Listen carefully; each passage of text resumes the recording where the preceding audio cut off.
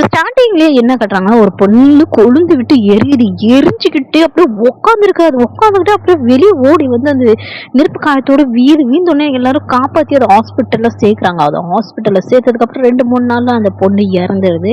யாராலையும் காப்பாற்ற முடியல. அதுக்கப்புறமேட்டுக்கு நியூஸ் வரதுக்கு அந்த பொண்ணு எந்த இடத்துல எரிஞ்சதோ அந்த இடத்துல அது பேய உலாவுது, கதறி கதறி அழுகுது. எதனால அழுகுது, எதுக்காக அழுகுதுன்னு அது யாருக்குமே ஒண்ணுமே புரியல. அந்த இடத்துல போறவங்களுக்கு எல்லாத்துக்கும் அதோட அழுகுற சத்தம், கதற சத்தம் எல்லாம் கேக்குது.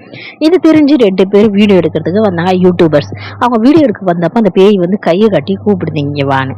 அதுக்கப்புறம் அவங்க போய் பார்த்தாங்க. போய் பார்த்ததுக்கு அப்புறம் அது ஒரு விஷுவல் காட்டுறதுக்கே அது வந்து எரிய வச்சுட்டாங்க. அவங்களோட ஹஸ்பண்ட் வந்து சண்டையில அது எரிய வச்சுட்டு ஓடிட்டாங்க. இந்த விஷயம் யாருக்கும் தெரியல. எல்லாரும் என்ன நினைச்சுக்கிட்டாங்க, இதே எரிஞ்சிடுச்சுன்னு. அந்த மாதிரி அது விஷுவல் பண்ணி காட்டியிருக்கு. அதுக்கப்புறம் இந்த விஷயம் இல்லை இவங்களுக்கு தெரிஞ்ச உடனே அது விஷுவல் பண்ணி காட்டின உடனே அதெல்லாம் கேமரால எடுத்து எல்லாத்துக்கும் பப்ளிசிட்டி போட்டு காமிச்சிட்டாங்க. இதால தான் உண்மை தெரிய வந்துச்சு. இந்த வீடியோ பிடிச்சிருந்தா லைக் பண்ணுங்க, சப்ஸ்கிரைப் பண்ணுங்க. இது ரியலா நடந்த இன்சிடென்ட். எனக்கு இது வந்து சுற்றின்னு ஒருத்தவங்க கமெண்ட்ல சொல்லியிருந்தாங்க.